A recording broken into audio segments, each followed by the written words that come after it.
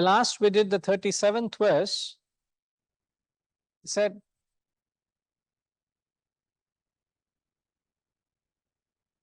and why not they bow to you, O exalted self, the greatest, the primeval cause even of Brahma, O infinite being, O Lord of gods, O abode of the universe. You are the imperishable, Aksharam, Sada Sat Tat Param Yat. You are the being and the non-being. Tat Param, that which is supreme.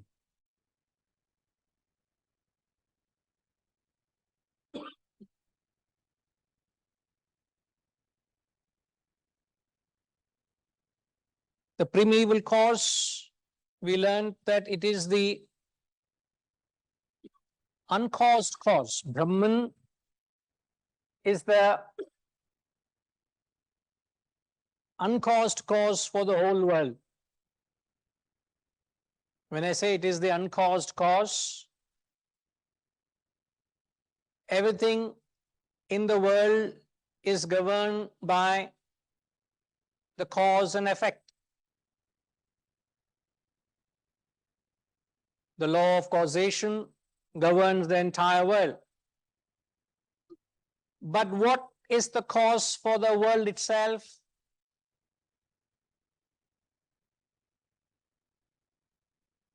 We say Brahman is the cause for the entire world. The entire world has emerged from Brahman. But when we say the entire world is governed by the law of causation, there cannot be an effect without a cause. Every action has to have an effect. So there's a cause and effect relationship. Like we say, there's a seed and a tree, a father and a son, a chicken and an egg. That's the cause and effect relationship. But when we say Brahman is the uncaused cause or the primeval cause, we say the Brahman is the cause, just like the rope is the cause of the snake, not like the seed is the cause of the tree. Now, when we say Brahman is the cause for the world, many people say God created this world. If we were to go by that simple argument to say that Brahman is responsible for the creation of the world, we would be making a fundamental fallacy in such conclusions. When we say God created the world, there is no creation possible without a desire for creation. So when you say God created, then you're attributing a desire to God. You're attributing a motive to God. How can God have a desire? How can God have a motive? Because God is said to be a state of desirelessness. God is said to be a state of motivelessness. So there is no desire, motive attributed to God. So how can you say God is responsible for the creation? So you can't attribute such a cause and effect relationship to Brahman and the world. You can't do that connect. There can't be that cause and effect relationship between Brahman, the God, and the world. Then what is the connection? Then we say the connection between Brahman and the world is like the rope and the snake. It's a very unique connection. In fact, there's no better example than the rope and the snake in the Shastras. The rope is responsible for the snake. The boy treads on the rope but sees a snake. But when he perceives the snake has emerged. What is responsible for the snake? It is the ignorance of the rope. If the rope wasn't there, there wouldn't have been the snake. Isn't it? If there was no rope, there's no question of him perceiving it to be a snake. If the boy saw the rope as a rope, there is no question of a snake. But the fact that the boy did not see the rope as a rope, he saw it as a snake. So what creates a snake is the ignorance of the rope. So the cause of the rope is the ignorance of the snake. The moment the boy sees the ignorance of the rope, the boy sees the snake. The moment the boy sees the rope, there is no more the snake. Similarly, those who have attained that exalted state of Brahman, having experienced Brahman, they say the entire world that we are perceiving is illusory, is nama rupa, is names and forms. The names and forms that you are perceiving is only your illusory perception. That illusory perception arising out of ignorance of Brahman, which is the union. The Brahman is the common denominator. You don't see that. Therefore, you see nama rupa, you see names and forms. So when he says the primeval cause, we must understand Brahman is the cause of the world, just like the rope is the cause of the snake. That's all.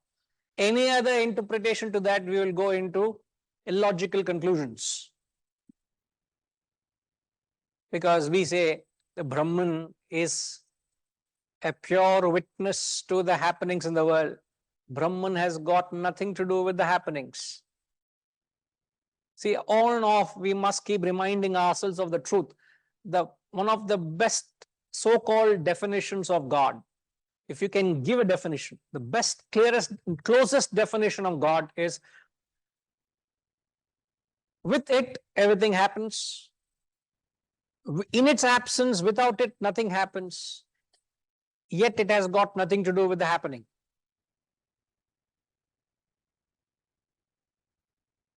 It enlivens everything to happen. With it, everything happens. When it's absent, nothing happens. And yet it has got nothing to do with the happening. And a classic example to explain that is, it's said as a lamp on the stage. It talks of a theatrical performance, and it's the light on the stage in the theater. The performance is happening because light on the stage. The entire performance is happening because there's light. Has light got anything to do with the stage and the happenings? Has it got anything to do? Drama is going on. Has the light got anything to do with the drama? No. The light has got nothing to do. But the drama is happening because there's enough light. There's a fused. Temporarily for 5 minutes, switch off. No more. And in fact, entire theater is plunged in darkness. Everything stops. So nobody can see in the darkness. Without it, nothing happens. And yet it has got nothing to do with the happening. So ideally, one should conduct oneself in life in such a manner that you have got nothing to do with the happenings. Yet you're responsible for it to happen, yet you have got nothing to do with it. Just like the light on the stage. That is the relationship between Brahman and the world. So let's not attribute any personal motives. Let's not personalize God. God is nothing but an impersonal witness to the happenings. He is just a sakshi. As I'm looking at you, you are looking at me. He is looking at, if at all it is a personality, it is not a personality. It's not a being.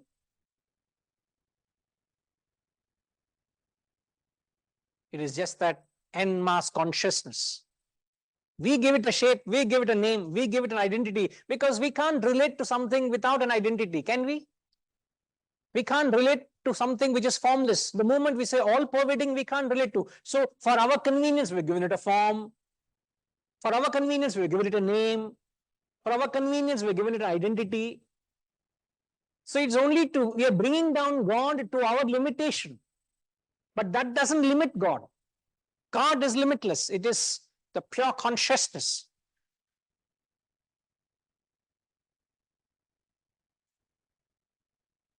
Can we say everything is Maya? It is from the absolute standpoint. Yes, from the standpoint of the reality, everything is Maya. But don't say this classroom is Maya. This classroom is very real to you and me now. I'm a bit concerned. Suddenly you may come to say, sir, you are Maya, I am Maya. What is being taught is Maya. It is very much real. Don't say it is Maya. It is very much a reality for now. So there is a standpoint often, I think in the last satsang we had, I told, from an absolute standpoint, relative standpoint. From an absolute standpoint, Brahman alone is real. Remember the highest, in fact, the highest declarations of the Shastras is that one phrase. There's nothing greater than that. The highest declaration is, any idea? Aham Brahmasmi, I am Brahman. That also is a very profound, one of the highest statements. But the highest Vedic declarations is Tattvamasi, again, the same thing. What is the highest Vedic declaration? I am Atma. You all are quoting the Mahavakyas, but actually the highest declaration is Brahma Satyam Jagat Mithya. That's the highest truth given out by the Vedas themselves. So those who have experienced the truth, they say Brahman is real, everything else is illusory. Now that is an absolute standpoint for them, but may not be for you and me. I don't think we can afford to say the world we are living in is an illusion. Can we? We can't reject the world outright and say it's illusory. When the snake is stinging you, it will sting you. When the mosquito is biting you, you will have to, you can't say the mosquito is illusory. Can you? You can't say it's an illusory mosquito. It will cause that little pinch. If your wife is shouting at you, you can't say wife is illusory. Can you? I wish I can say that. Venkatramji, you agree, no? Your wife is shouting at you, you say, I wish, I say it is illusory. Wife. Wife is not illusory, shouting might be illusory. We can think that. Sir, I don't know about you. Can you hear what he is saying? Can you speak again, Venkatji? We can't hear you. But we could, Can you hear me? we can feel the sentiment, what you say, but we can't understand you. Okay, I'm just typing it. We don't need words to relate to that sentiment, sir.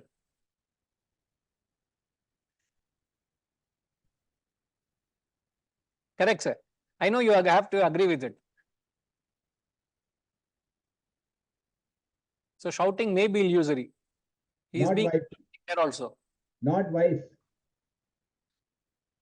I am only saying wife, sir. No, I am saying wife is okay, but shouting might be illusory. Wife Can't be illusory, na? Sorry, I didn't mean all wives are that, sir. It can be very gentle. Your perception also can be illusory. Correct. Absolutely. So let's come out of that. We are in a minority today. So taking the numbers around, we are minorities. So we'll. Correct. We will move on. Yes.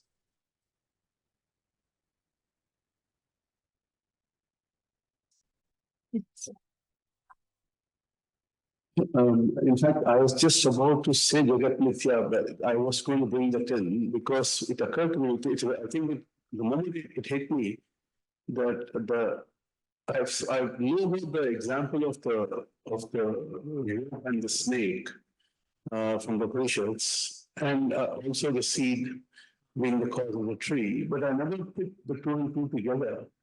So it suddenly hit me that the rope is not the cause of the snake in the same way as the seed is of the tree. I think that's a very important distinction. The seed being cause of the tree is sucking. Well, this is total illusion. But in that case, can we say the rope is the Brahman and the snake, which is an illusion, is the world, is creation? Yes. We can see it that way. The rope is the Brahman, the reality. The snake that the boy perceived is illusion. It's Jagat Mithya. So, and that is the highest truth. It's highest. In that.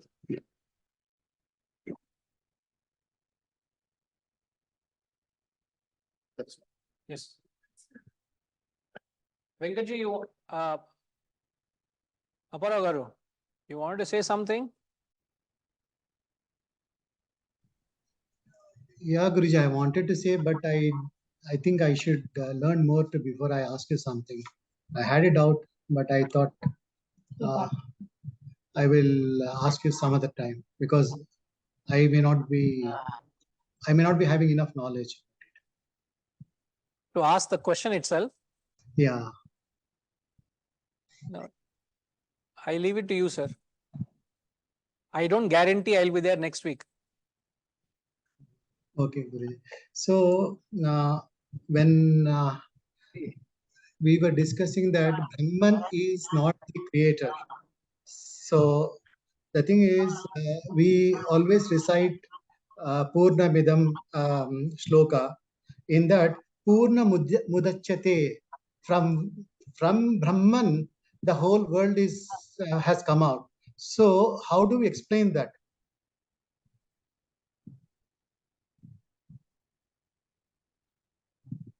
You are highly qualified in asking the question itself, sir. He is saying he is not qualified, but you are qualified. See, when you say from Purnam, the Purnam has come, right? That's right, sir. Purna Mudachyate. Now, when we describe, when you ask what is the characteristics or nature of the world is described as time, space, causation. Time is said to be eternal. Space is all pervading. And causation is infinite. You can go backwards to who is your first father, it's infinitely, it goes back. You can go ahead. You have a child, your child will have a child, and go on infinitely forward. So when you ask the nature of the world is time, eternal, space, all pervading, causation, which is infinite. Now I ask you, eternity, all pervasiveness, and infinity is an attribute of what? Isn't an attribute of Brahman? So hasn't infinite, has not Purnam come out of Purnam? Yeah. So when we say Purnam has come out of Purnam, even a part of Purnam has also come out of Purnam only, na Guruji. It is also called Purnam. So I am part of Purnam. So I am also Brahman. That is how we are saying, Aham Brahmasmi or something. So how can I say that I am imaginary?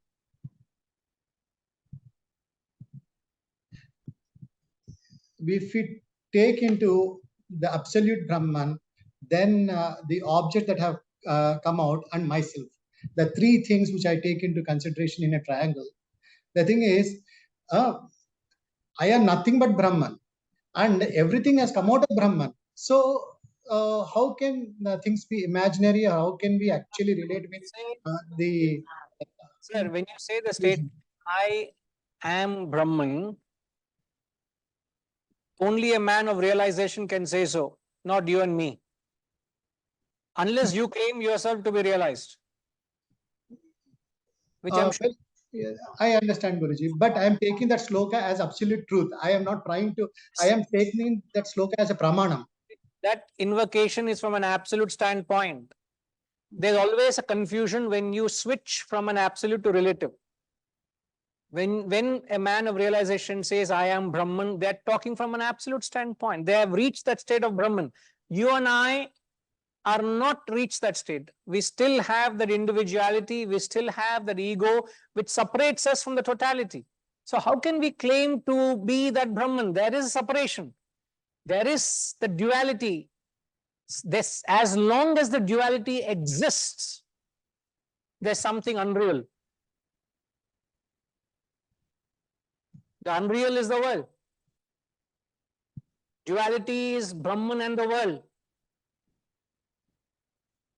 Non-dual is that state where there's only one exists, the reality, the absolute reality.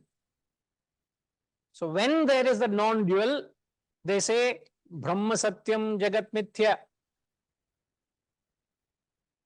So if you switch absolute state and relative state, you will be blowing hot and cold. It will only lead you to confusion. So maintain a particular stance and interpret from that standpoint. Then there's no problem. So the Purnamada invocation is from an absolute standpoint. From the infinite has come about the infinite. You take away infinite from infinite, what remains is infinite. And so on. All right, sir. Okay. Thank you. Hariji? Yes, sir.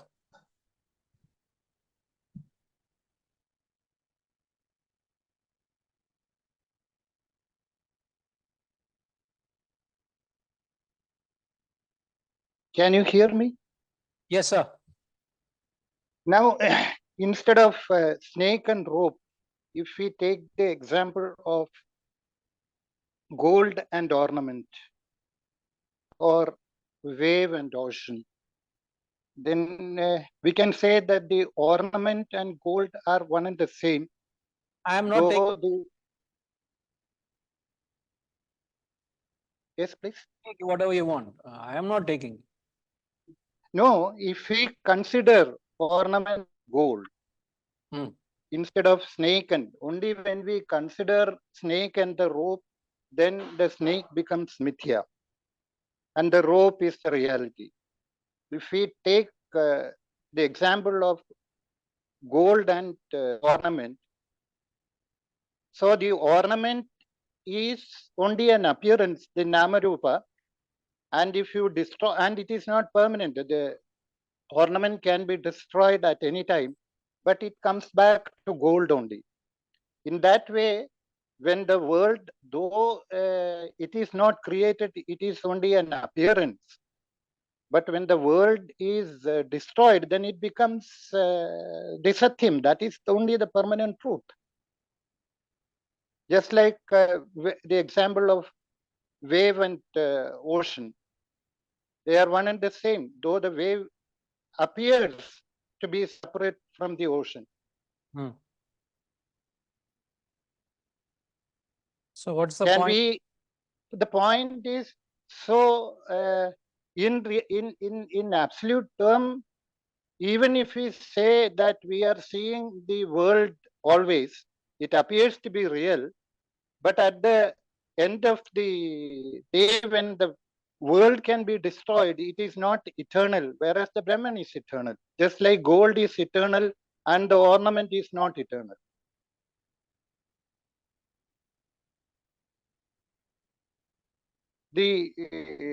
So the limitation of the snake and the rope example is somewhat solved in the example of gold and the ornament.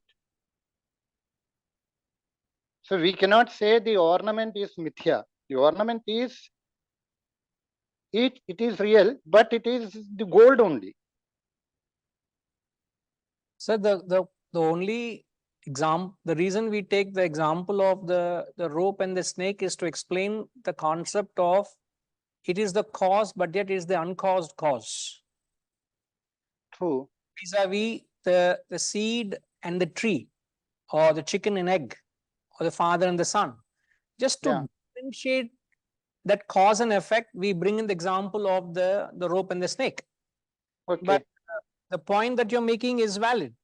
But to explain the concept of an uncaused cause, we rely on the example of the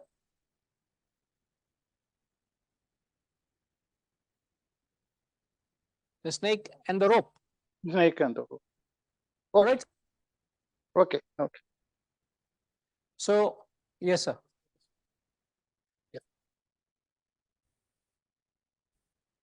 Also, I think when you mistake a rope for a snake, that is avidya. It's ignorance. Yes. It's misapprehension. Whereas when you say the jewelry comes out of the gold, there is no avidya there. It's relative reality. I remember reading somewhere about the Adi Shankar's thing, and he explained clearly that the jewelry is real, but the gold is more real than the jewelry. The sheet from which the gold comes is more real than the gold is more real than the sheet gold. The molecules are more real than the oil, and so on and so forth, till you get to the first cause. And then, of course, Brahman, which is no cause. So it's relative reality, which is equally real when you look at the relative world. Whereas the snake and the rope is entirely an illusion. It's total avidya. That's where I clarified to Hariji as well that the point of ignorance of how ignorance of the rope creates the snake. Similarly, it's the ignorance of Brahman creates the world. And that there can't be a better example to compare that. So we would not compromise on that aspect there. Rest is independently valid, the comparison. Okay. So moving on into the other aspects of the verse where he says, he said, you are the primeval cause, you are infinite being. Infinite again means endless. You are the abode of the universe. Abode means, what is the meaning of abode, ma? Resides. Everything resides. So the Brahman is the abode for the entire world, means the entire world rests in Brahman, resides in Brahman. Just like to say, using say example, the entire ornaments rest in gold. You can use here the example. Garments rest in cotton. The waves rest in the ocean. They reside in the ocean. They are a part of it. The wave is just an insignificant part, but the ocean is large, huge in that sense. And then he says, you are the imperishable. Imperishable means that which never perishes. Gross and subtle. The gross perish. The gross body is gross matter. So the gross body at death perishes. Even the matter perishes. The subtle body at some time perishes. Subtle bodies of our subtle matter. So that which doesn't perish, we don't know what that is. We are only concluding maybe it's Brahman from what they have said. But what we know is everything that we are relating with perishes, matter of time, isn't it? That belongs to the realm of inexpressible experience.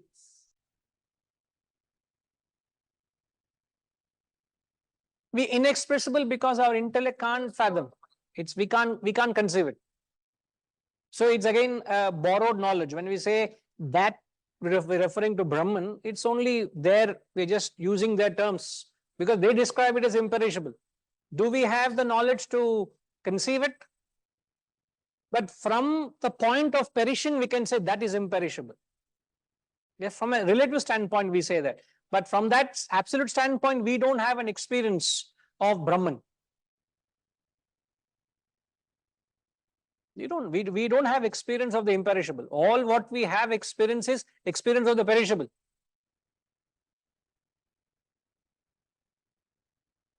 Yes, Aparagaru.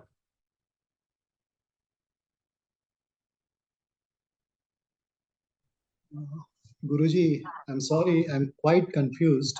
So one side we are saying that Jagat is mithya, and we also compared with Rajasarpa Bhranti. And how can that is Bhranti can be perishable? If it is a mithya, if it is a dream, how can it be perishable? Something that is not true cannot be how it is perishable? Something which is not true only is perishable. Something Yeah, but It's a mithya, it is not existing. So how can it perish? Something that mithya is not existing, how can it perish? No, mithya for whom? Oh, no, I'm just believing what you're saying. Answer my question. Mithya for whom? Mithya for me, because you told it is mithya.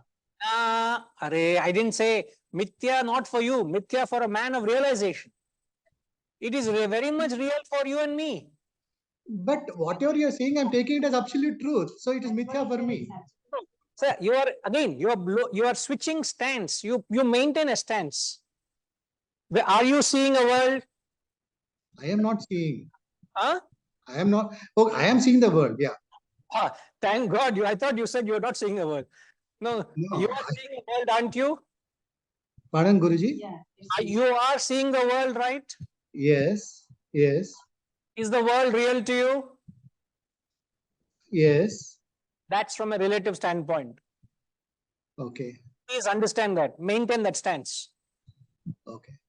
When the masters say the world is mithya, it is from their experience.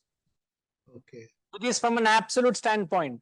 From your and my standpoint, the world is very much real, which is subjected through change. Anything that is subjected through change goes through, is perishable, because it changes its shape and form. So what is it that's perishable? Gross matter is perishable. What is gross matter? All the inert matter around us will perish, including our physical body. Someday, you are like it or not, you accept it or not, it is bound to perish. We're not going to live eternally. So when that appointed time comes, we will perish. Subtle. What is subtle that is going to perish? Your vasanas, your mind and intellect also someday will perish. So everything from a relative point of view is perishable, which is gross and subtle. Now, what is other than the gross and subtle? Brahman. That is imperishable, which we don't understand. That's why we said we infer or we go by what they say, that Brahman is described as that which is imperishable. So from our standpoint of experiencing perishable, we come to say that is imperishable. It's only a matter of statement. Beyond that, we don't understand, because it is beyond our intellect to fathom. Because we don't know anything that is beyond perishable. All we understand is only perishable. Tell me something which you have experienced which is imperishable. I challenge you, you will not be able to. Everything is perishable. Everything is transient. Or experience which is imperishable. Nothing I know of. So we don't know the language. It is beyond our capacity. You can't conceive anything which is imperishable. You can't fathom. You have not experienced it. Therefore, I said it is a borrowed concept for us. We are just banking on their experience and wisdom and concluding. But it's an area of our ignorance, actually. We don't know what that is. Can we say that? So, just a minute, please. Just a minute. Are you okay, sir? I am okay, Guruji, but the thing is now, the one for me, I think as what you're saying is absolute truth. So it is, everything is mithya. I take it as mithya. I don't need to apply logic to it. Sir, don't eat your lunch today. Also, your hunger also is mithya. Huh? Fast for Yeah, next. it is true. What's true? The hunger is Hunger true. is a mithya. Yeah. As per you, what you're saying, I'm just going by that. I'm not saying, sir. The masters are saying, I Yeah. feel hungry. After that, I'll go and eat prasad, because I say that the hunger is real. The prasadam food I eat also is real. I can't say it is maya, it is illusion. Can I say that? I can't afford to say No, that. I'm okay. Sir, I got to. No, I am okay. Let me put it to you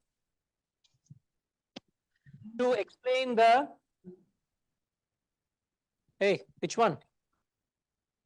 This one? Sir, In the Shastras, there are 3 states of reality they talk about, and most of the confusion happens in this.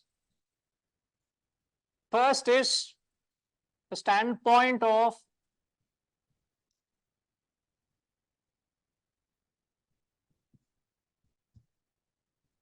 absolute reality.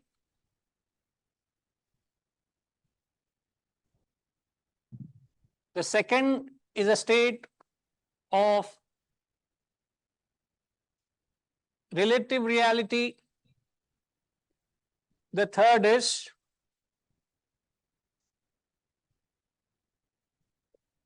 no reality. There are 3 standpoints.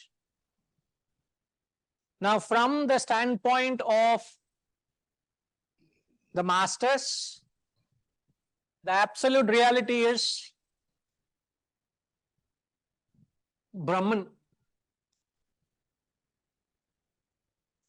From the standpoint of the masters, the world has no reality. But we can't take either stance. Can we? We can't take either stance. So we got to play by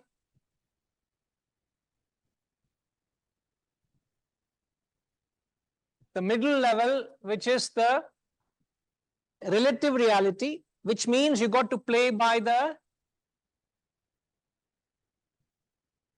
the state you are in. What state you are in? What state are you in? You are in the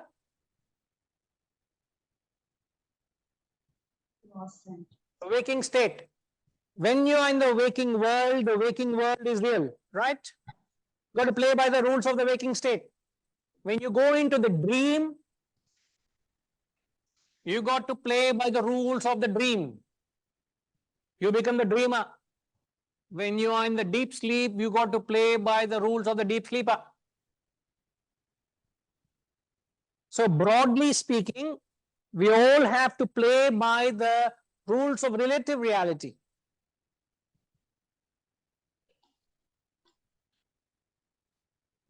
Now, what error most people make is they keep switching between absolute and relative. And that's the confusion. They keep switching. When you keep switching, there is a confusion. You don't understand what is the concept. So the confusion is apparent because you are switching roles.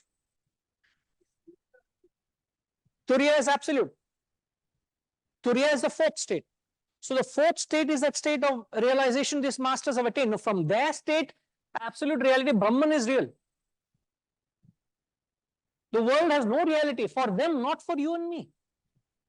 For us, we have to play by, means when you are in this state, now example, why do I say relative reality? Now, when you are in the waking state, does the dream world exist for you?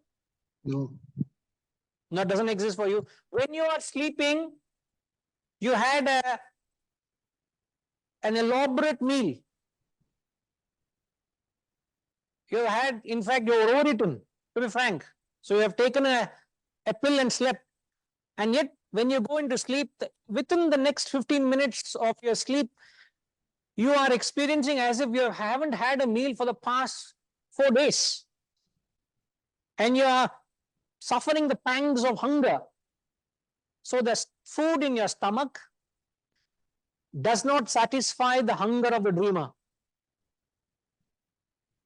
Is it not possible?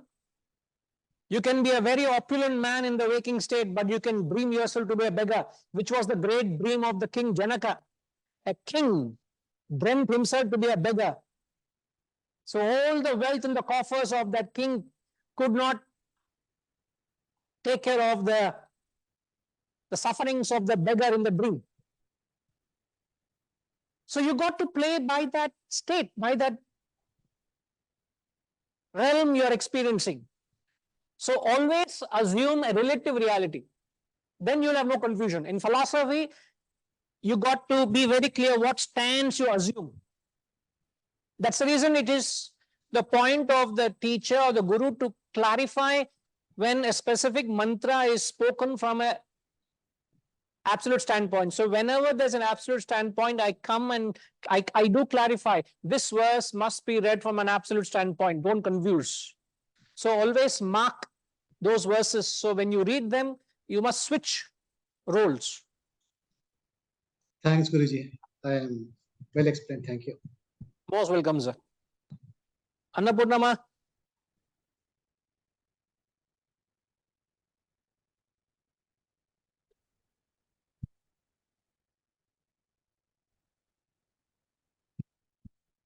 Pranam Guruji. Yes, namaskar. Guruji, still there is little bit of confusion. When we say Brahman is transcendental and subtle, and he is, timeless, unchangeable, imperishable. But we also say the universe, Brahman manifests in everything, like the rays of the sun, he manifests in all things in the universe. Then it become, how can we say it is mithya when it is being really, connected to Brahman?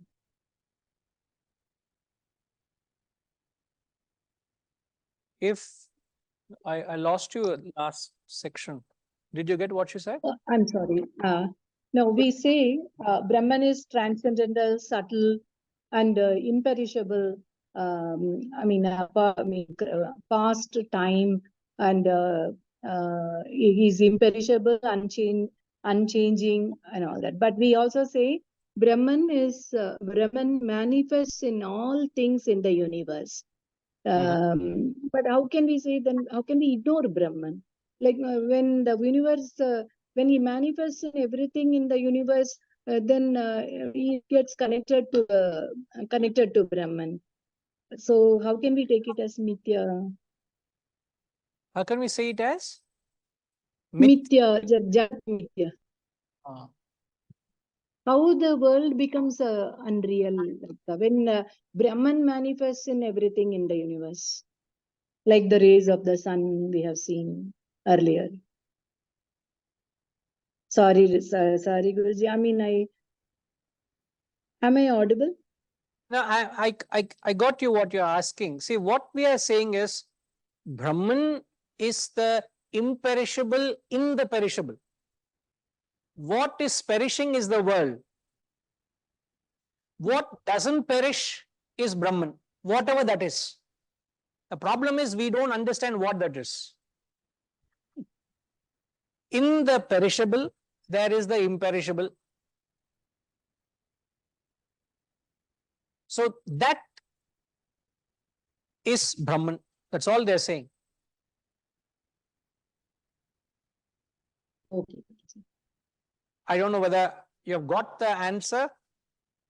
And I'm just, I was like, my doubt was when we say Brahman manifests in all things universe, then why do we say Brahman is a reality? But why do we say then when his manifestations are unreal and unreal? And that's it. Sorry. See, in the very verse, he says one of the qualities he says is Sat and Asat,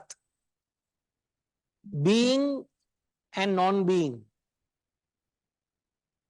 When we say the Supreme Brahman, even though it manifests in the living beings, it remains unmanifest.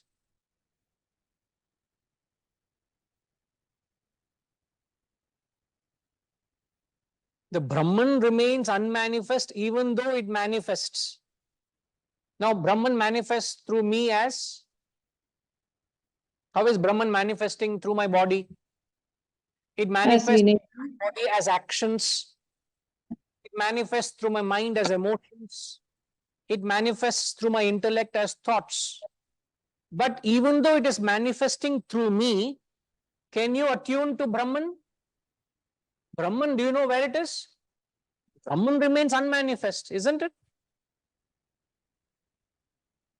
is like electricity that is functioning through the light. You see the light is manifest, but do you see electricity?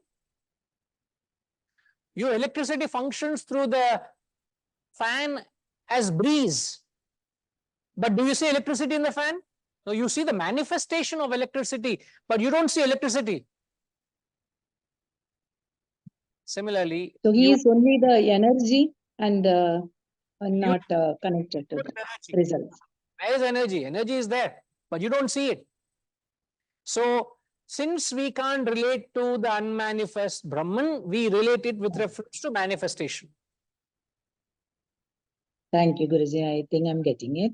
Only with reference to manifestation, we relate to it. Otherwise, Brahman remains unmanifest. Brahman remains imperishable. Brahman is above the world. Like we can see only some of his manifestations in this universe, whereas there are millions of, we have no idea about his unmanifested Rupa. We have no idea. Thank you, Guruji. Thank you. Ramji, I don't know what I've said so far. Can you please comfort us, all of us? Yes, sir, it is. I think the primary thing you are saying is that we have to look at these things only at one of the levels, either absolute reality or relative reality. And if we keep jumping between the two, then we'll get confused. Now, the point is also that Brahman is the only thing which is eternal, all-pervasive, timeless, and so everything else, whatever is non-eternal, precious, it is only, it occupies only a little space and is definite in its lifespan, is not Brahman. So whatever is not this is that, right? Whatever is not, whatever is perishing, whatever is perishable, whatever is time bound, and whatever is occupying limited space is not Brahman. So since we have not seen Brahman, we try to look at manifestations of Brahman as Brahman himself. And then that's where actually we get confused many times. And all manifestations are also perishable. Right? So we are also a manifestation of Brahman. Similarly, the hills and the water, the plants and everything is manifestation of Brahman.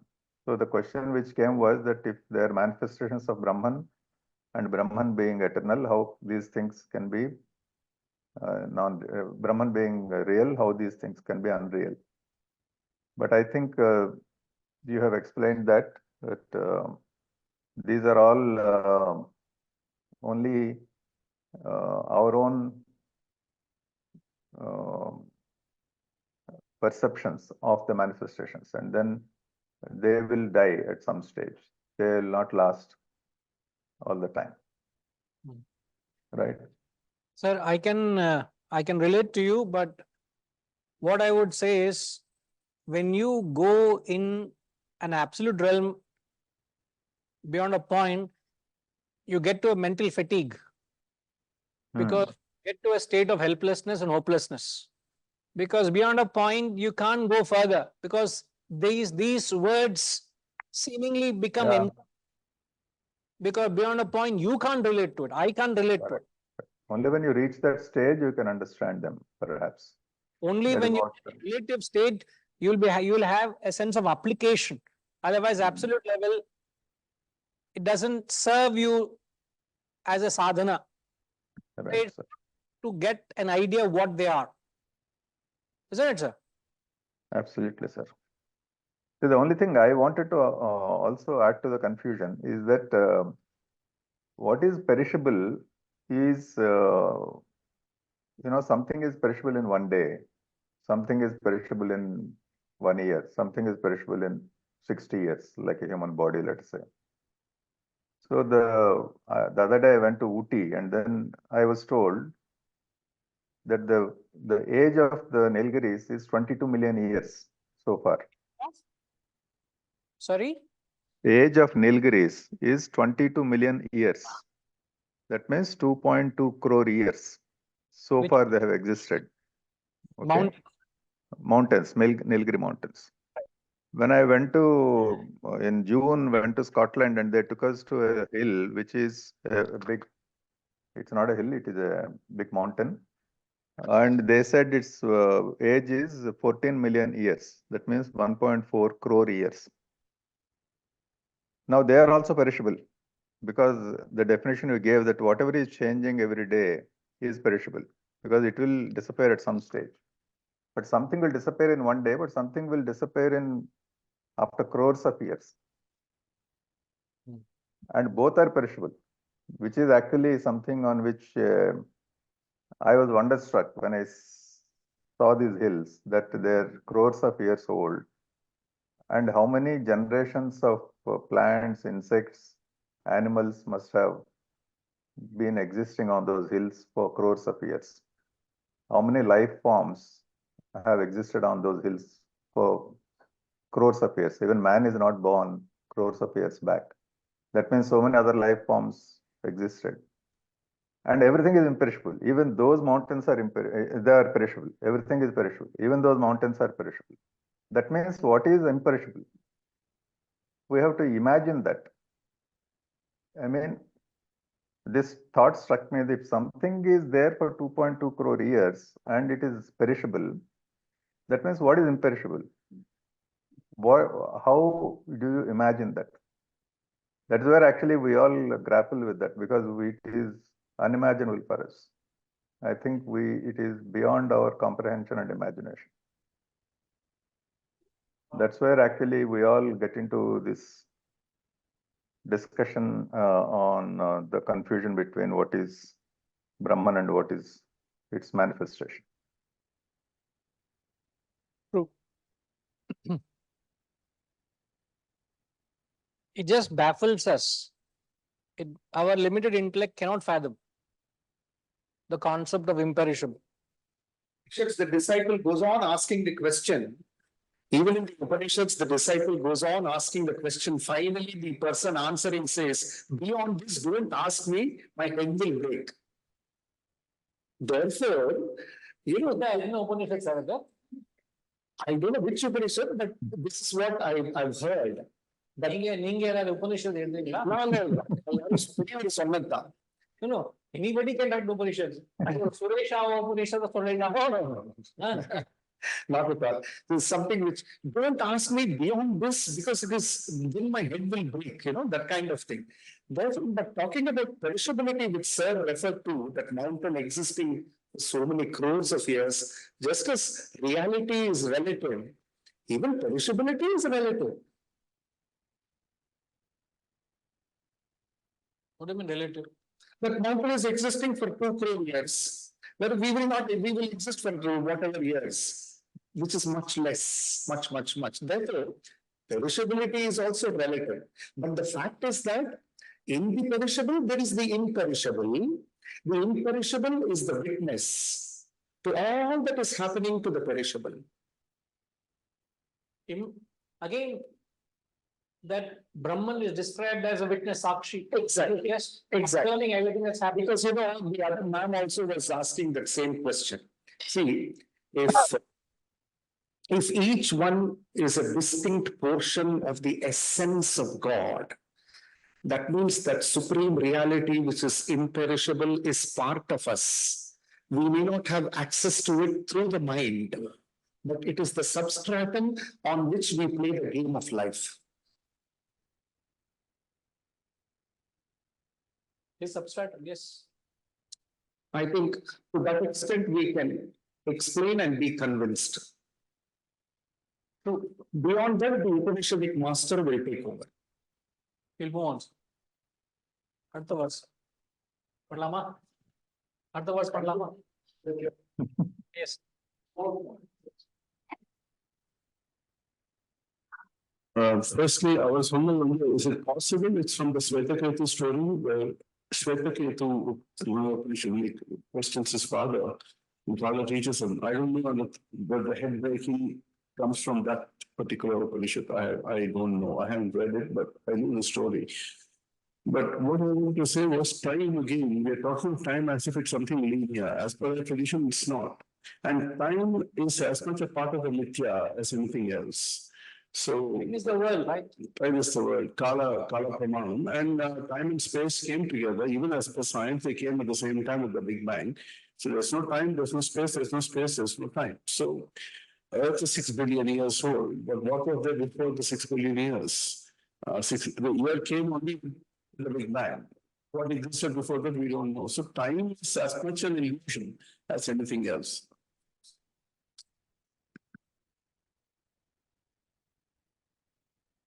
But sir, sir, can I just make one comment? You are sorry. Okay. I am still unmuted, so I can take the liberty of just making one comment that what is the purpose of this knowledge? If we just see that the purpose of this knowledge that Brahman is the only reality and all the manifestations are unreal, and Brahman exists in all of us. For me, the lesson to take from that is, instead of too much of argument, the lesson for me is that all people are same, all people are equal, because all people have Brahman in them. So for me, this Namarupa, when we say Namarupa, I think any differences among people on the basis of any divisions is unreal, because that is the one which actually divides the world, whether it is in the name of religion or caste or geography or you're praying to a particular god or anything. All these are unnecessary divisions. If we realize that all the people are equal and they all are having Brahman in them. So that is what I look at as the lesson that we must take from this knowledge and actually practically implement it. All the people who talk about God and this thing in their private lives, how they differentiate between one person and another person on the basis of religion, caste, and so many things. I think that is where actually we have to bridge the gap. When we say this knowledge must go to the masses must understand that all people are equal.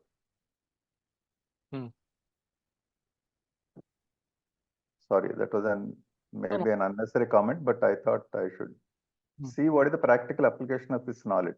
How do we want people to apply this knowledge? Yes, ma. Gayatri ma, can you show that screen for them? See the point which perhaps when you say what do we learn from this is when we are currently going through our experiences, what we create, what we do is we make the current experience as an absolute reality. For example, if there is a financial turmoil I'm going through, that state of experience, I make it an absolute reality, as if my world shrinks to that experience. My life shrinks to those few moments or those few experiences, and life collapses. The mistake that we are making is we make our current life, our current problems, our current situation as an absolute reality.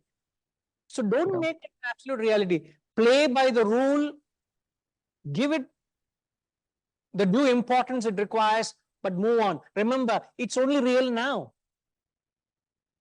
The problem is we give it a black market value and make it an absolute reality.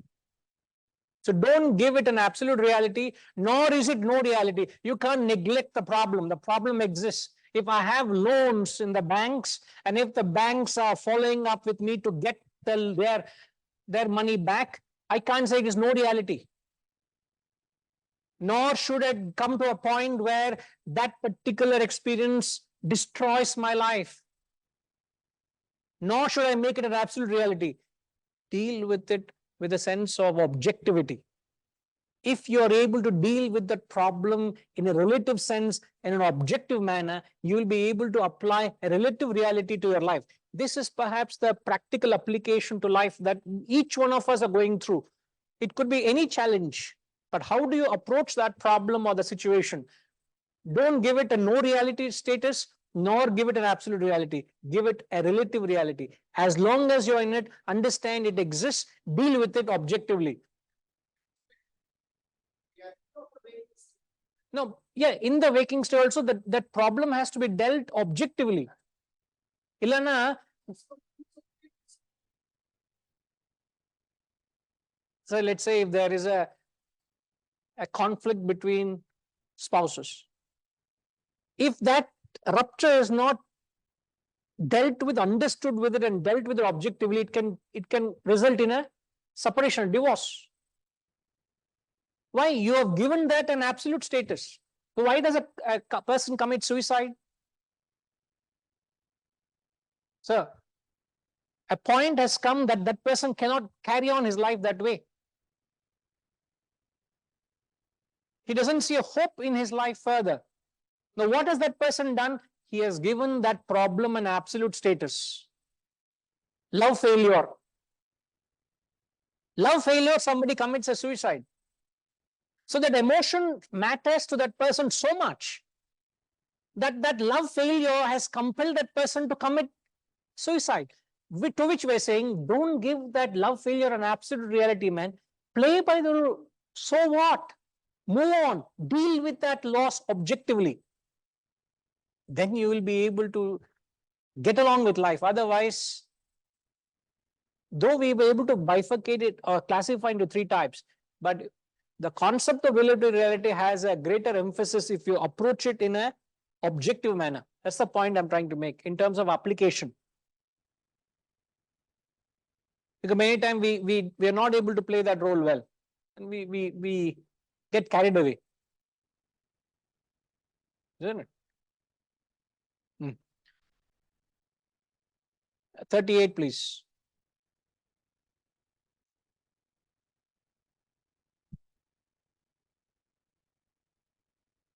Tvamadidev Purusha Puranaha Tvamasya Vishwasya Param Nidhanam Vetasi Vedhyam Cha Param Cha Dhama Tvaya Tatam Vishwamanantarupa Tvamadideva Purusha Puranaha Tvamasya Vishwasya Param Nidhanam Vetasi Vedhyam Cha Param Cha Dhama Tvaya Tatam Vishwamanantarupa. Arjuna is continuing, which is a difficult situation for us.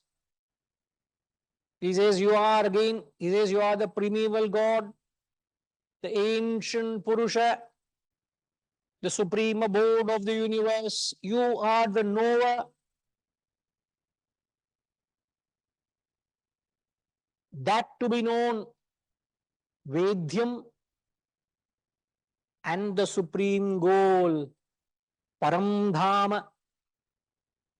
By you is the universe pervaded.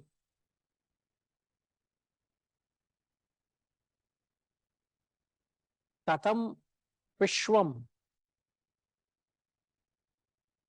O being of infinite forms, Anantarupa. Like Annapurnama was saying, all the manifested forms.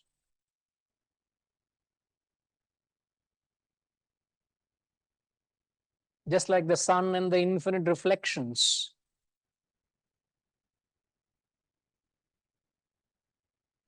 You are the primal God.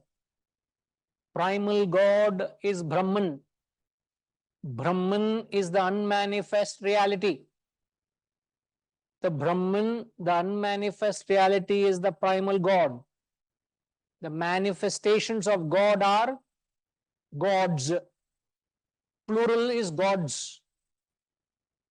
From the primal God has come about what has come about, Pridhima? From the primal God, what has come? The various gods and goddesses. What are the gods and goddesses? What are they? We do worship them. What are they?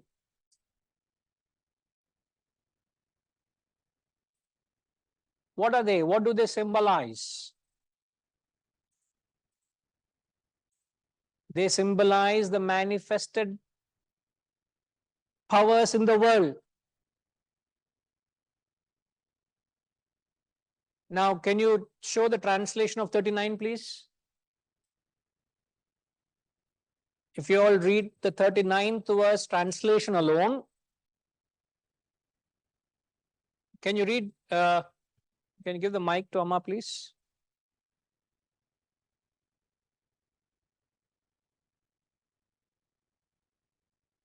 Sorry, what do you want me to Can you read? read the translation of 39, please? You are Vayu, wind god, Yama, god of death, Agni, fire god, Varuna, sea god, Shashanka, moon, Prajapati, Brahma, creator, and great grandfather. Salutation, salutation to you 1,000 times, and again, salutation, salutation to you. So in the verse, when he gives the manifestations, he says, you are Vayu, the wind god. So when we worship, what is wind? Is it not something which is manifesting in nature? Is it not fire manifesting in nature? Is it not the moon manifesting in nature? So what we have done, we have taken the powers of the world as symbols of that primal God. For what? For our convenience. We have used them as, now what are gods? We must get this very clearly. What are gods? Gayatri Ma, what are gods?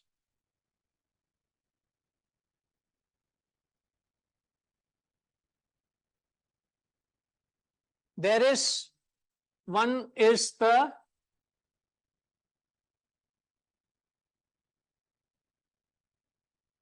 primal God is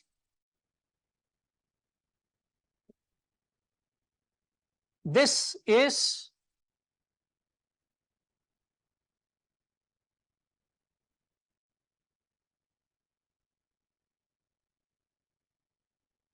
the unmanifest reality. It has no name, no form, nothing. This is God. This alone is God. From this, he says, gods. Gods are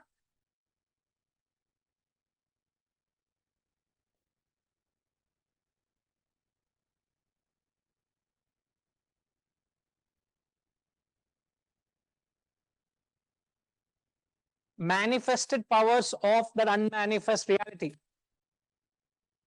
Now, the question is, what are all the gods?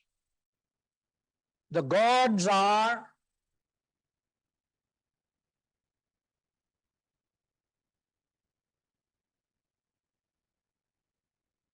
symbols. Symbols that we have chosen for our convenience so that we can relate to the God which is unmanifest. So we have used various, in fact, there are hundreds and thousands of gods. In fact, in Hinduism, everything is worshipped. Every element is worshipped. Every event from birth to death is worshipped. Birth is a ritual, death is a ritual, puberty is a ritual, marriage is a ritual, disease is worshipped. Isn't it? Don't you worship diseases? Everything is worshipped. So what have we done? We have taken everything as a symbol to remind us of Brahman. But what is Brahman? Brahman is the primeval God, which is unmanifest reality.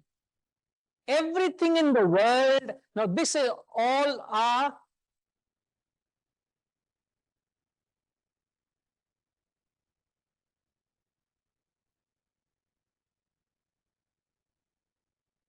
our convenience. In the realm of the world, we have created a system that we all can remind ourselves of the unknown God.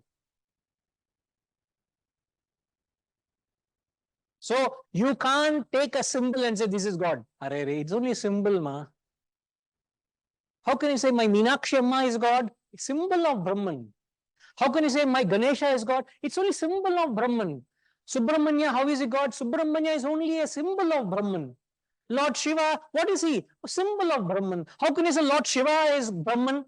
No, no, no. Don't make that mistake. How can Brahma be Brahman? No, no, no, no. Brahma in the sense, no, Brahma also has emerged from Brahman. The creator of the world has emerged from Brahman. So who is Brahma? We have given the power in the world. What are the three powers in the world, sir? Creation, maintenance, destruction. We have given a name to that force of creation. We have only given a name to the force of destruction. We have only given a name to the force of maintenance. I'm sure, just being logical, there was a time where perhaps these powers existed without a name and a form we gave. During the pre-aboriginal time, there had the manifested force existed, no? Huh? At some time in Satya Yuga, some time in the Vedic period, we have given a name or identity. But these forces existed from the time he said 6 billion years Earth created, whatever, if you give it a figure. But these figures of Brahma, Vishnu, Maheshwara existed for 6 billion years. In terms of manifestation, we have given it a name, sir. What is Brahma? Isn't it a name to the power of creation? Isn't Shiva a name to the power of destruction? Isn't Vishnu a name to a power of maintenance? Which came first, the power of maintenance or the name Vishnu? We have given it a name for our convenience, for our growth, for our upliftment, for our spiritual sadhana. These are names. Did Lord Ganesha exist from the day the world was begun? These are all this is what he's saying. Brahman alone is the primeval God. Everything else are manifestations. So let's not get carried away with the manifestations. My salutations to you. That's why he says, 1,000 salutations to you. Oh, he's bowing down to the unmanifest reality, not carried away by the manifestations. And then he says, you are the ancient Purusha, ancient being. So when you say ancient means what? Before time, no? So Brahman was, where did Brahman exist? These are all definitions of Brahman. You are ancient being, he's saying. What do you mean ancient being? Primordial. Means it existed before the world existed. Where is the world born? World is time. Time is born at the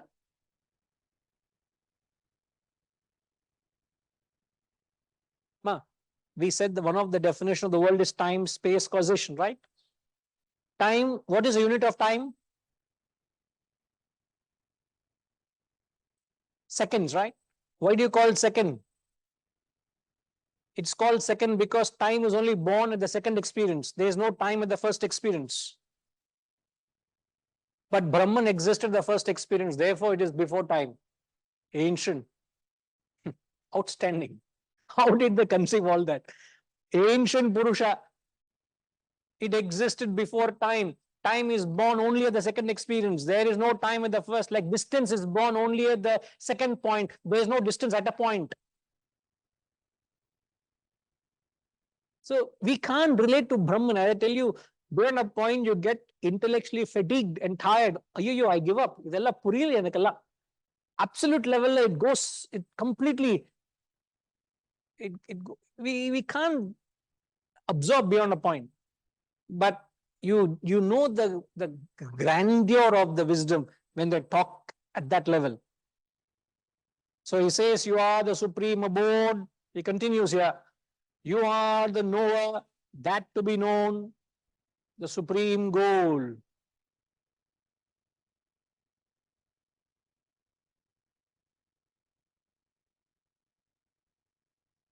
By which, by you, is the universe pervaded.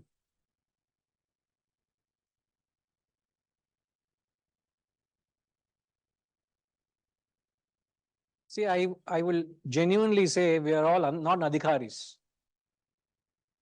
We are non-adhikaris of this knowledge. If a true student,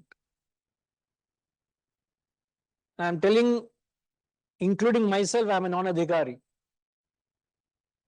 Because if you are able to revel in these definitions of Brahman, attune in true spirit to Brahman, that is what this knowledge is meant for. The knowledge is given so that you are able to attune to Brahman. Now, beyond the point, if I get lost in mere words, if I get nowhere to the spirit of the word, I am not adhikari, right?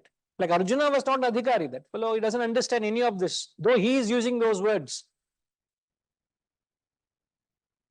But these words are so pregnant with meaning. That's what I'm trying to say. So deeply meaningful what they convey. But to the extent you're an adhikari, to that extent you'll be able to relate to the depth of the knowledge. What is it being conveyed?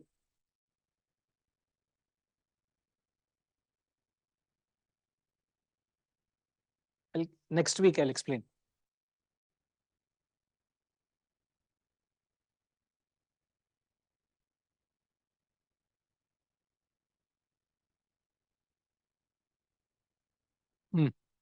It only tells us we need to do a lot of sadhana to be able to receive this knowledge. It just can't be a casual interaction with the knowledge. I need to completely, you must say, in Telugu they say, Jeevitam dharapoil antar kada.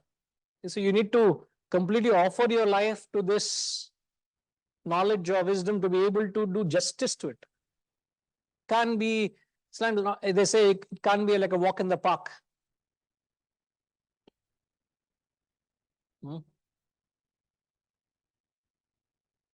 We'll come back to it. So just be mindful, there could be a possibility that we may not have a satsang the following Sunday because of a special interview being arranged. So for some specific purposes, an interview is being arranged. If that materializes, we may not have the satsang. But however, you will be notified in advance. Okay.